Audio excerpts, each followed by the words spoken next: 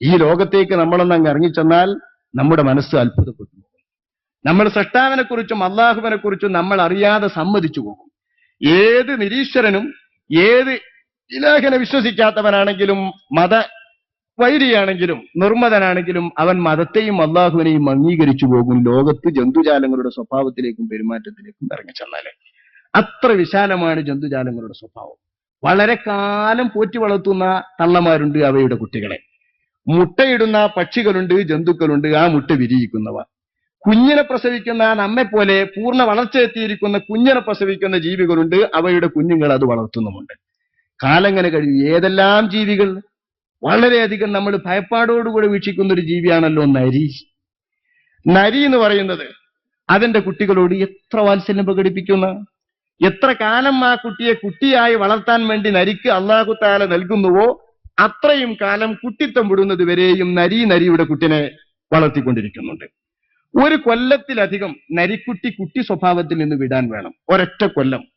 ഈ ഒരു കൊല്ലം നരി എന്ന് നമ്മൾ കേട്ടാൽ പേടിക്കുന്ന ഈ നരി ആ നരിയുടെ കുട്ടിയെ വാത്സല്യപൂർവ്വം നക്കി തുടച്ചുകൊണ്ട് മുലകൊറെ കാലം വളർത്തുന്നുണ്ട്. ഒരു കൊല്ലം കഴിയുമ്പോഴേ കുട്ടിയായിട്ട് പുറപ്പെട്ടു പോകും.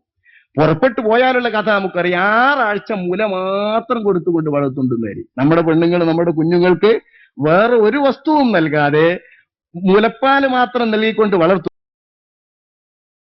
നരി പെറ്റ നരിക്കുട്ടിക്ക് ആ നരി 6 ആഴ്ചക്കാലം മുലപ്പാല് മാത്രം നൽകുന്നുണ്ട്. 6 ആഴ്ചക്കാലം കഴിഞ്ഞിട്ടേ മാംസങ്ങളുടെ കഷ്ണങ്ങൾ ചവച്ചരച്ചോ മറ്റൊക്കെ അല്പാൽപ്പം കൊടുത്തു തുടങ്ങുള്ളൂ. മാംസല്ല നരിന്റെ ആഹാരം. ഈ ആഹാരം നൽകി തുടങ്ങുന്നത് 6 ആഴ്ച കഴിഞ്ഞിട്ട് മാത്രം. ഒരു കൊല്ലത്തോളം ഇങ്ങനെ നരിന്റെ കുട്ടിയെ പോറ്റിക്കൊണ്ടിരിക്കുന്നുണ്ട്. ഒരു കൊല്ലം കഴിയുമ്പോഴേ നരിക്കുട്ടി കുട്ടിത്വത്തിൽ നിന്ന് വിട്ട് തള്ളയെ വിട്ടിട്ട് സ്വാശ്രയത്വത്തോടുകൂടെ നിൽക്കും. ഈ ഒരു കൊല്ലത്തിൽ തന്നെ വേട്ടയാടി പിടിക്കേണ്ട ജന്തുക്കളെയും മനുഷ്യനെ കണ്ടാൽ പിടിക്കേണ്ട രൂപവും മറ്റ് ഇരജന്തുക്കളെ കണ്ടാൽ പിടിക്കേണ്ട രൂപവുമൊക്കെ തള്ള പരിശീലിപ്പിക്കും നരിക്കുട്ടിയെ. എങ്ങനെ പിടിക്കണം, എങ്ങനെ മാന്തണം, എങ്ങനെ അതിൽ നിന്ന് മാംസം കിട്ടും. നമ്മൾ പുറകു വലിക്കാനൊക്കെ നമുക്കൊരു പ്രത്യേക പാഠവും വേണമല്ലോ. എന്നാൽ പുറകുമല മാംസം കിട്ടും എന്നതുപോലെ ഓരോ മാംസവും അതിന്റെ ഇരകളിൽ നിന്നും എങ്ങനെ പിടിക്കണം, എവിടെ വലിക്കണം, അനർത്ഥം കൂടാതെ കിട്ടണമെങ്കിൽ എന്ന് ഈ ഒരു കൊല്ലത്തിന്റെ അവസാനത്തിൽ വളരെയധികം പരിശീലിപ്പിച്ച് സമ്പൂർണമായും സ്വന്തം കാലിൽ നിൽക്കാനാകുമ്പോൾ ഒരു കൊല്ലം കഴിഞ്ഞിട്ടേ നരിന്റെ കുട്ടിന് വിടൂ.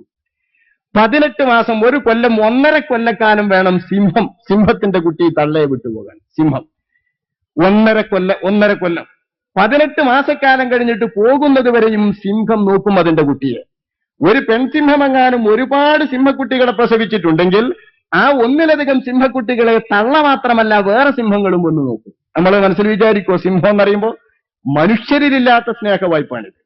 മനുഷ്യർ എന്ന് പറഞ്ഞാൽ പെറ്റ തള്ളിയ കുട്ടികളെ നോക്കൂ, വേറെ ആരും അത്ര നോക്കൂല. വേറെ ആരും നോക്കിയാലിട്ട് കിട്ടൂല. വളരെ നിർബന്ധിതമായിട്ട് വരുമ്പോ മുലപ്പാലുള്ള പെണ്ണുങ്ങൾ കൊടുക്കുക, അല്ലെങ്കിൽ മാതാവിന്റെ മാതാവ് കൊടുക്കുകയോ ഒക്കെ ചെയ്തെന്ന് വരും. സാധാരണഗതിയിൽ തന്നെ സിംഹത്തിന്റെ നാപ്പട. ഒരു പെൺസിംഹത്തിനിക്ക് ഒന്നിലധികം സിംഹക്കുട്ടികളുണ്ടെങ്കിൽ ഈ സിംഹക്കുട്ടികളെ സ്വന്തം തള്ളയെപ്പോലെ തന്നെ അന്യസിംഹം പെൺസിംഹം ഉണ്ടെങ്കിൽ അത് മുലയൂട്ടിക്കൊണ്ടു നോക്കും, സുന്ദരമായി നോക്കും. 1 വർഷക്കാലമല്ല 1.5 വർഷക്കാലം സിംഹം അതിന്റെ കുട്ടികളെ 18 മാസക്കാലം നോക്കുന്നത്. ഇരയെ പിടിക്കേണ്ട രൂപവും ഇരയെ അടിക്കേണ്ട ആ അടിയുടെ രൂപവും വരെ 18 മാസക്കാലത്തിന്റെ അവസാന കാലത്ത് പരിശീലിപ്പിച്ചിട്ടേ സിംഹത്തിന്റെ കുട്ടിയെ വിടുന്നുള്ളൂ. പക്ഷേ അങ്ങനെ വിടുന്നതോടുകൂടെ തള്ളയും കുട്ടിയും തമ്മിലുള്ള ബന്ധം കഴിഞ്ഞു. നരിയുടെ കുട്ടിയെ വിട്ടാലും ഈ പരിശീലിപ്പിച്ചിട്ട് സ്വന്തം കാലുമ്മൽ നിൽക്കാൻ വേണ്ടി വളർത്തിവിട്ടാൽ നരിയുടെയും നരിക്കുട്ടിയുടെയും ബന്ധം തമ്മിൽ കഴിഞ്ഞു.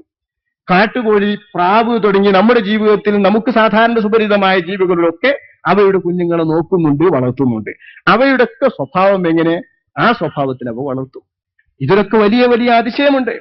ഓരോ തള്ളമാരും വളരെയധികം നോക്കാത്തത് ഈ മീനുകള്, മത്സ്യങ്ങള്, ഇവ അങ്ങനെ അവയുടെ കുട്ടികളെല്ലാം നോക്കൂല, മുട്ടയിട്ടങ്ങ് പോകും. ഏതാണ്ടൊക്കെ വിരിയും. തള്ളന്റെ ഒപ്പൊക്കെ നടക്കുന്നത് വളരെ കുറവായിരിക്കും മത്സ്യങ്ങളുടെ കൂട്ടത്തിൽ. എന്നാൽ അവക്കുണ്ട് അതിൻ്റെതായ വാസന. ഈൽ എന്നൊരു മത്സ്യമുണ്ട്, ഇംഗ്ലീഷിൽ ഈൽ എന്ന് പറയുന്നൊരു മത്സ്യം. ലോകത്തിന്റെ ഏത് മുക്കുമൂലകളിലുള്ള നദികളിലും സമുദ്രങ്ങളിലും ഈൽ എന്ന ഇംഗ്ലീഷ് മത്സ്യമുണ്ടോ ആ മത്സ്യം പ്രസവിക്കാൻ കാലമാകുമ്പോൾ എത്തുന്നത് ബർമുഡ ദ്വീപിലാണ്. ബർമുഡ ദ്വീപിൽ പോയിട്ട് മുട്ടയിട്ടിട്ട് അവിടെ പ്രസവിച്ചിട്ട് ഏത് ലോകത്തുള്ള ഈ മത്സ്യവും പ്രസവിക്കും. ഇവിടെ നമ്മുടെ കടവ് മമ്പാടൂടെ ഓടുന്ന ചാലിയാർ പുഴയിൽ, വേറെ ഏതെങ്കിലും സമുദ്രങ്ങളിൽ, അറബിക്കടലിലുള്ളത്, അറ്റ്ലാന്റിക് സമുദ്രത്തിലുള്ളത്, എല്ലാ സമുദ്രങ്ങളിലുള്ളതും യൂറോപ്പിലുള്ളതും എല്ലാ നാടുകളിലുള്ളതും ചെല്ലണം ബർമൂഡ ദ്വീപിൽ പ്രസവിക്കാം. ആ ബർമൂഡ ദ്വീപിൽ പ്രസവിച്ചിട്ട് കുട്ടിയാക്കി പ്രസവിച്ചിട്ട് പോന്നാൽ തള്ളങ്ങ് പോരും. അതിന്റെ നാട് എവിടെയാണെങ്കിൽ അവിടെ പിഴക്കൂല, വഴിപിഴക്കില്ല. വഴിപിഴക്കാതെ തള്ള പോരുന്നതല്ല അതിശയം. തന്റെ തള്ള ഏത് നാട്ടിൽ നിന്ന് വന്നിട്ടാണോ ബർമൂഡ ദ്വീപിൽ വന്നുകൊണ്ട് മുട്ടയിട്ടുകൊണ്ട് തന്നെ പ്രസവിച്ചത് എങ്കിൽ അതേ പുഴയിലേക്ക് തന്റെ പെറ്റ മാതാവിന്റെ തള്ളയുടെ നാട്ടിലേക്ക് തന്നെ വഴി തെറ്റാതെ ആയിരക്കണക്കിന് മൈലുകളും കിലോമീറ്ററുകളും സഞ്ചരിച്ചിട്ട് ഈൽ മത്സ്യത്തിന്റെ കുഞ്ഞുങ്ങളിലെത്തും. ചാലിയാറിൽ നിന്ന് പോയ ഈൽ മത്സ്യത്തിന്റെ കുഞ്ഞുങ്ങൾ അറബിക്കടലിൽ നിന്ന് പോയ ഈൽ മത്സ്യത്തിന്റെ കുഞ്ഞുങ്ങൾ പോകുന്നിടത്തേക്ക് പോകൂല, ചാലിയാറിലേക്ക് തന്നെ വരും. അരീക്കോട്ട ഗഹ്വരത്തിൽ നിന്ന് പോയിരിക്കുന്ന ഈൽ മത്സ്യത്തിന്റെ കുഞ്ഞുങ്ങൾ ബർമൂഡ ദ്വീപിൽ നിന്നും തെറ്റാതെ അരീക്കോട്ടിലുള്ള പുഴയുടെ ആ ഗഹ്വരത്തിലേക്ക് തന്നെ വരും. ഇത് മത്സ്യലോകത്ത് ഒരു അത്ഭുതമാണ്. അങ്ങനെ എത്രയെത്ര മത്സ്യങ്ങൾ. ഈ മത്സ്യങ്ങൾ പ്രസവിച്ചിട്ടാൽ അവയുടെ തള്ള എവിടെ നിന്ന് പോന്നോ അവിടേക്ക് തന്നെ വരും. യാതൊരു വിധത്തിലുള്ള വ്യത്യാസമല്ലാതെ സുഖമായിട്ട് വരും. 10, 11, 12 വയസ്സാകണം ആനക്കുട്ടിയുടെ കുട്ടി സ്വഭാവം മാറണമെങ്കിൽ. തള്ളയിൽ നിന്ന് പരാശ്രയത്വം വിട്ടിട്ട് ആശ്രയത്വം ആനക്കുട്ടിക്ക് വരണമെങ്കിൽ 11, 12 വയസ്സാവണം. ഈ 11, 12 വയസ്സ് വരെയും ആനക്കുട്ടിയെ തള്ള നോക്കിക്കൊണ്ടിരിക്കും. പെണ്ണാന നോക്കിക്കൊണ്ടിരിക്കുന്ന 11 വയസ്സ് 12 വയസ്സ് കഴിഞ്ഞാൽ കുട്ടി സ്വന്തം കാലിൽ നിൽക്കാനായാൽ തള്ളയും കുട്ടിയും പിന്നെ ബന്ധമില്ല. ഇത് ഞാൻ പറയുന്നത് ജന്തുലോകത്തെയും ജീവലോകത്തെയും പറവലോകത്തെയും ഒരുപാട് കഥകളും ഒരുപാട് വസ്തുക്കളെക്കുറിച്ചും ഒരുപാട് ജീവജാലങ്ങളെക്കുറിച്ചും നമ്മൾ ചിന്തിച്ചാൽ നമ്മൾ അതിശയിച്ചു പോകും. സൃഷ്ടാവഴിയിൽ നിക്ഷേപിച്ചിരിക്കുന്ന സ്നേഹവായ്പിന്റെ മാഹാത്മ്യവും ദയാവായ്പിന്റെ മാഹാത്മ്യവും കരുണയുടെ ആഴവും നമ്മൾ മനസ്സിലാക്കുമ്പോൾ പരിശുദ്ധമ്പുരാന്റെ റഹ്മത്തും റഹ്മാൻ എന്ന അവന്റെ ഗുണവുമൊക്കെ നമ്മുടെ മനസ്സിൽ സുദൃഢമായിട്ട് ഓർക്കും. അത്ര വലിയ കരുണ ഈ ഭൂമികൾക്കിടയിലും ഭൂമിയിലുള്ള ജീവജാലങ്ങൾക്കിടയിലും അള്ളാഹു തആല വിധിച്ചിട്ടുണ്ട്. അഹും യഖ്സിമൂന റഹ്മത റബ്ബിക്, അവരാണോ അള്ളാഹുവിന്റെ റഹ്മത്തിനെ വീതിച്ചിരിക്കുന്നത്? അല്ല, അള്ളാഹു ആകുന്നു അവന്റെ റഹ്മത്തിനെ സൃഷ്ടിജാലങ്ങൾക്കിടയിൽ ജീവജാലങ്ങൾക്കിടയിൽ മുഴുവൻ വീതിച്ചിരിക്കുന്നത് എന്ന് പരിശുദ്ധ ഖുർആൻ പറഞ്ഞിട്ടുണ്ട്.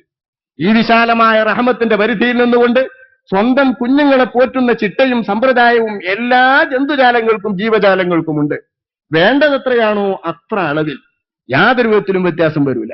നമ്മുടെ നാട്ടിൽ നമ്മുടെ വീട്ടിൽ സ്വന്തം നിൽക്കുന്നത് ആ വേട്ടാളൻ കുഞ്ഞുങ്ങൾക്ക് വേണ്ടിയിട്ട് ജനിക്കാൻ വേണ്ടിയിട്ടോ പ്രസവിക്കാൻ വേണ്ടിയോ സമയമായാൽ മുട്ടയിടുന്നതിന് മുൻപേ ആ കുഞ്ഞുങ്ങൾ വളർന്നു വന്നതിന് ശേഷം അവർക്ക് കഴിക്കേണ്ട ആഹാരം സ്വരൂപിച്ച് കൊണ്ടുവന്നിട്ടേ അവ മുട്ടയിടൂ എന്നാണ് പറയുന്നത് ജന്തുശാസ്ത്രജ്ഞന്മാർ. ആ കൂടിന്റെ അടുത്ത് നിന്നിട്ട് മുട്ടയിടുന്നതിന് മുൻപ് ഒരു പച്ചക്കുതിരയെ കൊണ്ടുവന്ന് പൊറുജീവനാക്കി നിർത്തിയിട്ട്, കൊല്ലാതെ ജീവനോടുകൂടെ നിർത്തിയിട്ട്, അനങ്ങാൻ വയ്യാതെ നിർത്തിയിട്ട് അതിന്റെ ചുറ്റുഭാഗവുമേ മുട്ടയിടൂ. മുട്ടയിട്ട് വളർന്നു വന്ന ഉടനെ ഇതിന്റെ കുഞ്ഞുങ്ങൾക്ക് മാംസം കിട്ടണം. ചത്ത മാംസം തിന്നാൽ ഈ കുഞ്ഞുങ്ങൾ വളരില്ല, ജീവനോടെ നശിച്ചു പോകും. അതുകൊണ്ട് തന്നെ ചാവാതെ പൊറുജീവനോടുകൂടെ നിർത്തിയിട്ട് അവയ്ക്കുള്ള ഭക്ഷണം വരെ ഒരുക്കം ചെയ്തിട്ട് അവ മുട്ടയിട്ടുകൊണ്ട് പുറത്തു പോകും. ഇതൊക്കെ നമ്മുടെ വീട്ടിൽ